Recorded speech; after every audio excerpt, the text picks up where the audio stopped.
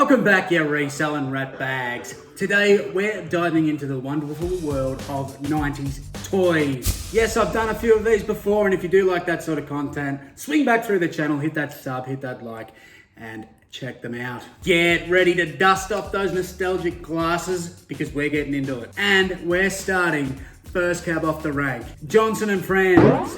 Who remembers this TV show growing up through the 90s? These cute and cuddly little creatures that were in this little bedroom now actually fetch some really good money, especially the plush toys and the little itty bitty figures can go for really good money. Definitely keep your eyes out. Not just the little pink elephant, but the recorder, the water bottle, and then the big truck, of course.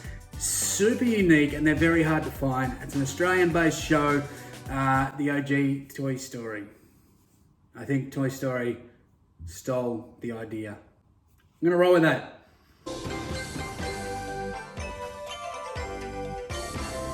Moving on, we can't forget the colourful, wonderful, and weird Teletubbies. What's that? Guitar, run away! Yes, that's right. If you grew up with them through the 90s, you may find that super nostalgic, especially if you haven't had children yet or had to actually witness this show. It was super weird, and it's probably still enjoyable if you take the right type of and then watch it these days. Weird little alien things with tellies in their stomachs. Anyway, particular toys from the 90s are actually worth good money now. Same with wall art, sleeping attire, t-shirts, anything Teletubbies OG can go really hot. With news coming out that the wonderful Ryan Reynolds is going to be doing a reboot of Bike and Mice from Mars, I think this is a particular toy line to keep your eyes on, Coco, because I think their prices can soar. It's something I've had in the back of my mind for a while as an investment piece. I do love Bike and Mice from Mars. I grew up with this stuff. The show was one of my all-time favorites from the 90s, and the toy line was absolutely incredible. A lot of these toys, the figures themselves, only go for about $10 to $20 each.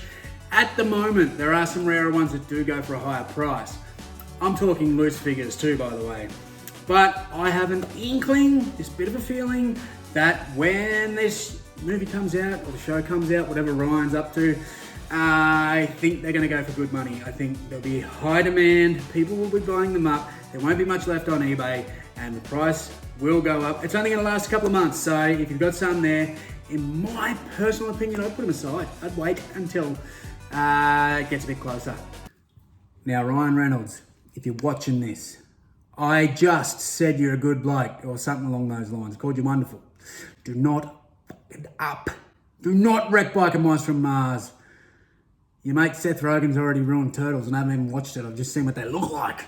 Let's address the elephant in the room. The new Barbie movie not long came out. Alright, let's be honest here, folks. We all know it didn't quite hit the mark. There's been some pretty harsh reviews on this movie that I've seen, especially around our personal community. I'm almost a feminist myself, but I fucking hated the way they tried to shove this down everyone's fucking throats. Thought it was fucking pathetic. And like I said, it's like the 15-year-old girls are watching TikToks and decided to write a movie about fucking feminism and how all men are fucking horrible. Bullshit. But this little particular hiccup can work in our favour as resellers. Something you see quite often is poor little Barbie, nude on the shelf, abandoned, for nobody to love her. Well, there are certain ones that can go for really good money, even 90s stuff. Older, yes, of course, Barbie's been around for a long time. But if you can, it's definitely worth checking out those comps on 90s Barbie figures. The eco-friendly warrior, Captain Planet and Planeteers. What a show. We all frothed on that. I have not met somebody that grew up through the 90s that didn't like Captain Planet. If you're one of those people that didn't like Captain Planet and grew up through the 90s, unsubscribe and dicky off out of here because I have no time for you. Captain Planet action figures are absolutely amazing selling on eBay because their sell-through is super quick. People buy these as one-off pieces, not even just collectors that do all sorts of action figures or toys or nostalgic pieces. Some people just want a Captain Planet figure because they had it growing up. They just want that one-off piece. Some of the Planeteers can go for really good money because they are harder to get. Back in the day, they sold lots of Captain Planet, but some of the Planeteers, especially the little red-headed fella, people didn't want them, Mr. Fire. He was pretty cool, he shot fire. There's less of them around. Some are going to landfill, some are on shelves, the rest probably being fed to a dog or sitting in the bottom of a barrel of an op-shop bin, waiting for you to find them. There's a twist with Captain Planet too. There's lots of variant toys, some of the harder ones to get, like that one that I found a little while ago down in Geelong in one of my thrifting videos that went in the $1 collection. Where's the videos of the $1 collection? Yeah, I'm getting to it, Coco. It's coming back. Don't stress yourself on that. There's also a lot of bootleg Captain Planet stuff too. It used to get sold at the reject shop back in the day, and they were tacky, they were fake, they were knockoffs. But they are legitimate, authentic vintage. And once it's hit that 20-year period, it's called a bootleg. And a lot of people go hard on bootleg figures because they are definitely rarer to get. So keep an eye out for the bootleg figures, but the original series is just as bloody good. Let's save the world and some cash together. Isn't it ironic that it was all about environment and saving the world and saving the planet, and then these little plastic figures all ended up going in the bin and destroying our planet? The irony. Speaking of little plastic treasure, Tarzos! Yes, you all remember Tarzos. In the original series, high in demand, a full folder of those, complete, can go for a couple $100. So Tarzos are definitely one to look out for. But some of the later sets are actually the ones that do better. There's individual Tarzos, like Dragon Ball Z, that go for good money. These used to come in chip packets, the Smith's chips or the Lay's chips or whatever chips we had. And you could collect them, trade them, do whatever the hell you want with them. These things were fantastic. There's a few variants of the Simpsons ones that are actually worth a bit of money. Same with Space Jam. But generally you're looking for complete sets, full folders, to move on to somebody that just wants to buy the whole lot in one big bang. Cartoon classics. Remember those good old Nickelodeon shows? Look, I'm on top of the world! Hooray! Are Real Monsters? The Rugrats?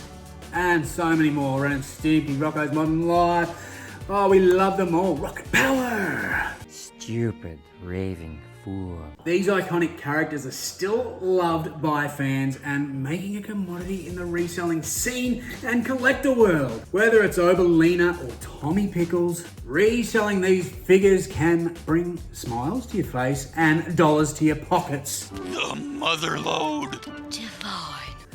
Battle of the Toy Titans, G.I. Joe versus Corpse. Both G.I. Joe and Corpse are military-based action figures. But there are some key differences. G.I. Joe has been around for a very long time now. It was pulled from the shelves many years ago, but it did make another reboot back through the 80s and 90s, and the 90s stuff is still quite valuable. Corpse are made by Lanyard, and they were the more affordable thing to buy back in the day, and still with collectors now. G.I. Joe is worth so much more most of the time than Corpse, but there's still a market there for Corpse. I thought I'd put the two in there together because people often get them mixed up. It's definitely worth working out what you've actually got rather than just doing the bundle, because some individual G.I. Joe will go for really good money, whereas Corpse, I tend to bundle if I'm going to sell them. Time to bring out the troops and conquer the eBay scene. Morphin' time, folks. I've spoken about this toy line heaps, and it's Power Rangers. You all know it, you all love it. But there's so many different lines, so many different types of figures that are out there, and I want to just put it out there that it is so important to use apps such as Google Lens and different toy forums to identify the exact figure you've got. They also are worth a lot more money if you have the correct weapons with them, the correct accessory, and all the different bits and pieces that came with these toys. Some of the more modern stuff often looks like the newer stuff. Make sure to check the dates, all the different bits and pieces to see what it's actually worth, because they can fly under the radar. Something that I do personally is buy a lot of these lots straight off eBay because they get priced as unders, because sold comps just continue to go down when people are either undercutting the market or not researching properly. Definitely one to be wary of. Finally, we cannot forget about the one and only Stretch Armstrong. The original version had the kids stretching with their imaginations and their muscles, but did you know that there was actually a 90s version of Stretch Armstrong? I do, very clearly, because I owned it. It actually looked different to the original and the remake that they made just a couple of years ago that I think you can still get from Big W. They started in the late 70s. They made it for a while and then they stopped. They came back around in the 90s. Stretch Armstrong was pretty popular. I think they made over 60 different models, so. He's an absolute blast from the past for collectors and nostalgic nuffies like myself. If you come across a 90s Stretch Armstrong, he can be worth big dollars, especially in box, and if he's intact. I'd pay good money for one of those if I see one in the wild. You looking to give for it? $400 for him. The ones from the 70s can go for lots of money. I'm talking big bucks. You guys see this thing selling for $300, $350. Before I fully wrap this one up, let's dive into some tips and tricks of ways I pick this stuff up and sell it on eBay for a profit. There's multiple ways. We do it all the time. We scour thrift stores, garage sales, flea markets. We look on Facebook Marketplace, Gumtree, all these different places to get this sort of stuff. But there's a few other things that I like to do. I advertise for this stuff through some of those marketplaces, stating the specific toy lines that I want, and also separate ads that state I just want to buy nostalgia. Simple as that. I leave my details there. People can email me. No, I don't leave a phone number because some of you pests will annoy me. But that way I have product coming to me.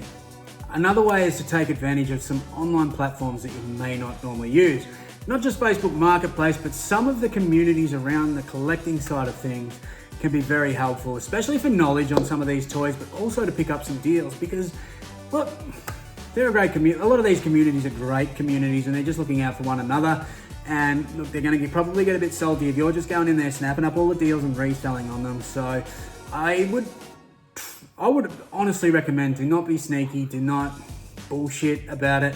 Don't beat around the bush, be honest, be upfront. If they don't like it, well, bad luck. But you're going to lose more respect from people if you are just full of shit. There's also places like Reddit and other private forums where you can pick stuff up. There's so many around, do your research. I honestly think do not just look on Facebook Marketplace and eBay, especially for sold comps. It's definitely worth using Google as another alternative to look up pricing. And there's also a bunch of different websites where you can do pricing. Just remember, eBay comps don't mean a whole lot because eBay comps are the last 3 months. Things change over time, and that's something to be very aware of, is to do your research. Things like Bike and Mice from Mars coming out next year means there's more than likely, and this is me just observing trends from previous experience, that they will go up a little bit in price. There's going to be things like that that happen over time, and I highly recommend doing the research in this and not just looking at the 3-month gap, because you might think this is selling for $100, just for argument's sake. I don't know what he actually sells for, he's not for sale. But if this is sold, it's got a couple of sold listings for $100 3 months ago. So there's only a couple listed now for about $30, or even there's none listed at all, but you can't sell it because maybe a movie just came out, maybe the person who spoke, the person who did the voice acting for him may have passed. So many different factors can be the reason why this could sell for more 3 months ago. So you'll be looking at those comps, stating that it's worth a high price. You pay up for it to only find out it's worth now less than what you paid. Well, that's a kick in the dick, isn't it? There's also the other options. Just knowing the market. Sometimes you get into that spiral where somebody doesn't research properly. They may list something too low, it sells straight away.